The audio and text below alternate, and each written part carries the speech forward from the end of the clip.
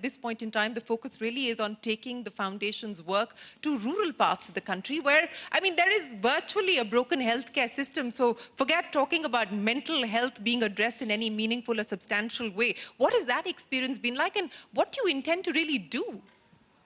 So there's three things that we focus on as an organization, and we like to call it the 3 A's, easy to remember. The first A is accessibility, is awareness. Awareness of mental health. The second A is accessibility. Accessibility of not just information, but also resources, and of course, both of those being credible. And then the third part of it is affordability. So these are the 3 A's with which we run our rural mental health program as well. Sort of challenges that mental illness in the country is facing, right? So what we're really trying to achieve is to be able to provide not just free psychiatric treatment, but also vocational training, rehabilitation, an equal and important focus on caregivers, wherein the sort of care is given not just to the individual and the family, but also at a community level. So we actually call it a community mental health program. And we're seeing a lot of sort of transformative stories at an individual level, but also there is a success story out of Davangere, which is a district in Karnataka, about 6 hours away from Bangalore, where we've actually given the onus of running the program back to the community.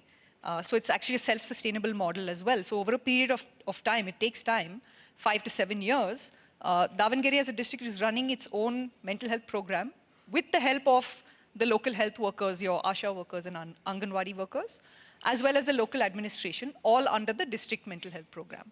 So that's really what we're trying to achieve. What we're seeing is typically, there is a lot of, just like in urban India, there is a lot of stigma as well as, say, lack of awareness. There's also a lot of belief in religious practices and faith healers. So we have to go into the system, be extremely patient in our approach, which is why I keep harping on 5 to 7 year period, right? So this is something that takes time. At the end of the day, social change and behavior cannot be achieved overnight. So this is what we're doing, and this past year alone, we've been running this program since 2016, and this past year alone, we've actually impacted about 13,000 people across 6 states. We've trained about 4,000 healthline workers, and about 20 to 25,000 caregivers have been provided psychosocial support, counseling, etc. Well, congratulations. That does deserve a big round of applause, because it's not easy to scale. And that's what I wanted to address. What has been the big challenge of being able to take this to scale? So we're in that phase now where we're actually, looking to really scale it large. And I think, fortunately, we have access to individuals on our board who are really some really bright minds. So we've actually been working over the last 6 to 8 months on stabilizing a lot of the aspects of scale, and I would say that they're not too different from the way you'd look at a business.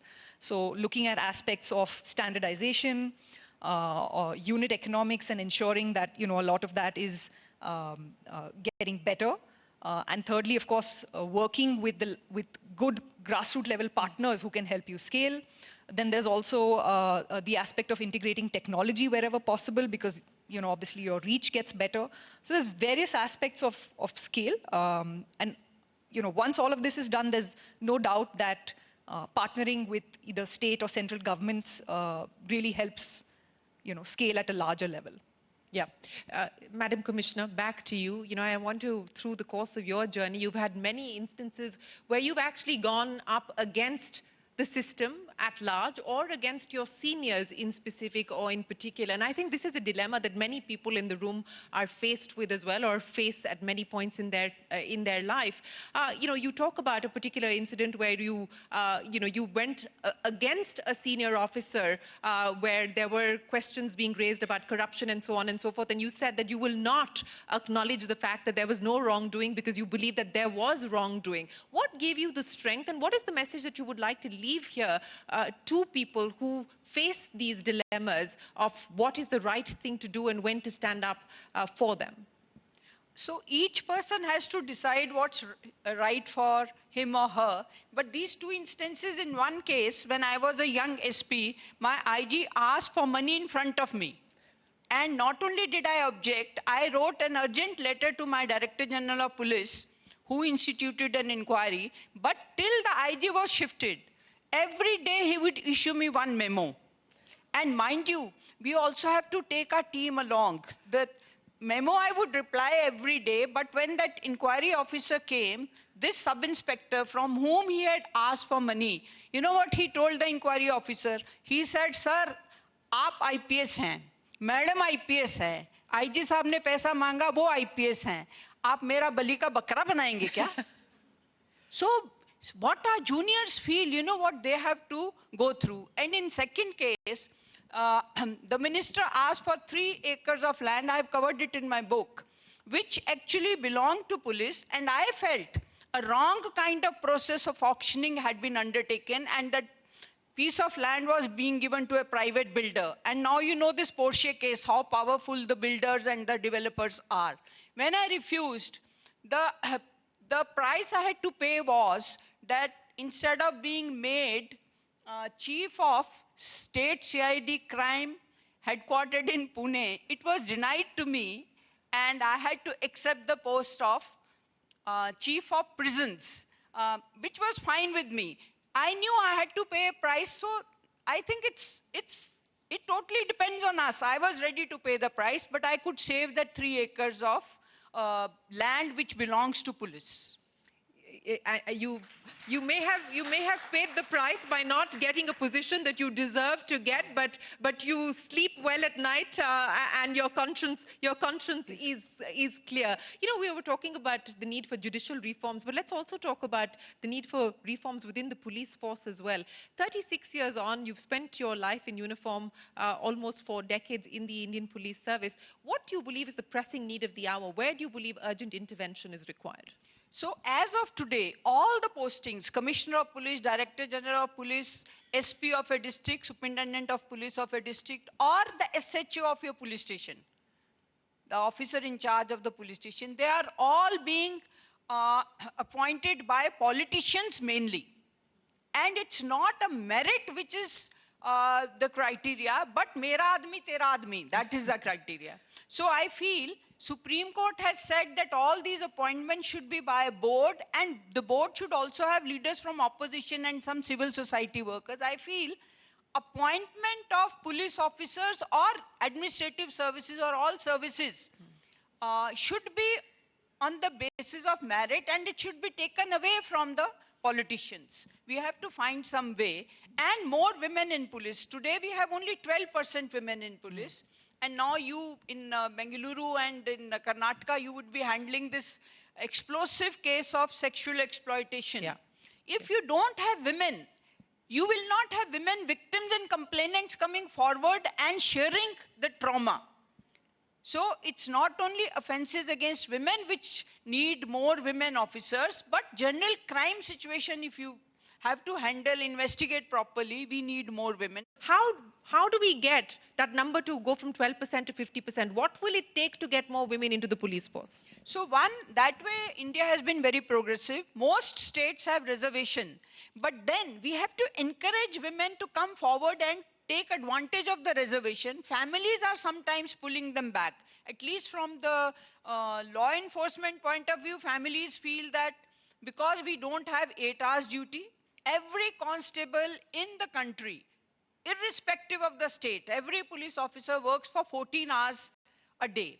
Now to have responsibility which is professional and also to be homemakers, caretakers at home, this is very difficult. So I would say if you have 8 hours duty, more women will join, and discussing the need to have more women in law enforcement. If we encourage them, I think we will be able to reach at least 33%, which is the reservation as of today. Anisha, you know, talking about the road ahead, and especially when we talk about bridging the gap, you know, as far as mental health, addressing mental health is concerned, what is the ask of the private sector from the government, for instance? You know, insurance is a big aspect. We have now seen some positive movement on that front, for instance. What are the asks from the government and from the private sector at large as well to ensure that we make this accessible, we make this affordable? So I think one of the defining moments where mental health is concerned was the Mental Health Care Act of 2017, and I think there's a lot within that act. It's in my opinion a you talked about Deepika's sort of interview as being a watershed moment. I think the Mental Health Care Act is also one. So I think there are a lot of sort of asks within that. And I think having that legislation in place is useful. But the implementation of some of those points would be useful. So one of them being insurance coverage for mental health, which is something that we're trying to work on at a policy level.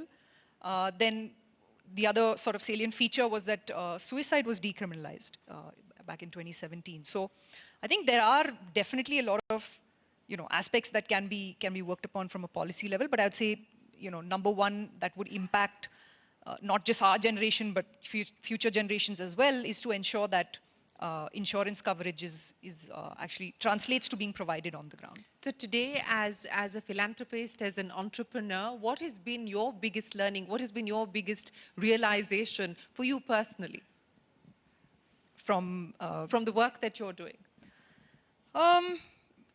I mean, there's mental health realizations, there's general realizations. Honestly, I just feel a lot of gratitude to be able to do what I'm doing.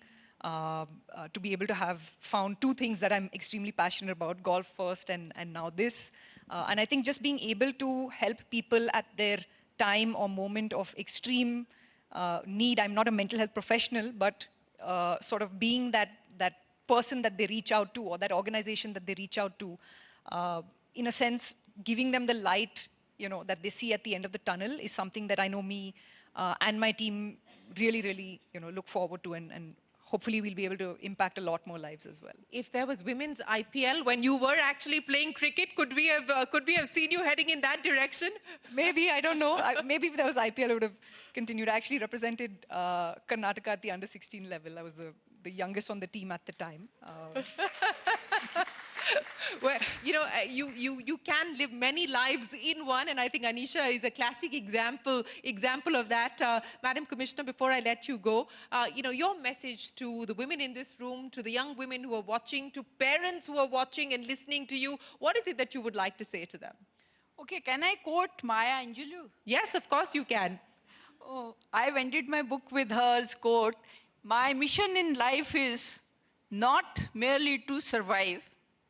My mission in life is not merely to survive, but to thrive, and to do so with some passion, some compassion, some humor, and some style." So we should all pitch for that.